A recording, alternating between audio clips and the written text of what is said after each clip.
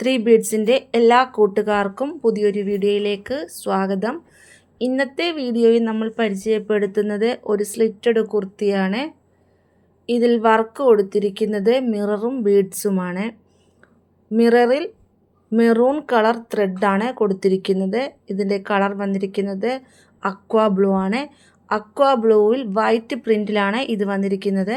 ഇതിൻ്റെ മെറ്റീരിയൽ വരുന്നത് കോട്ടൺ ആണ്. ഇതിൻ്റെ സൈസ് വരുന്നത് M2XXL ആണ്. ഇതിൻ്റെ കൂടുതൽ ഡീറ്റെയിൽസ് അറിയാൻ കോൺടാക്റ്റ് ചെയ്യുക.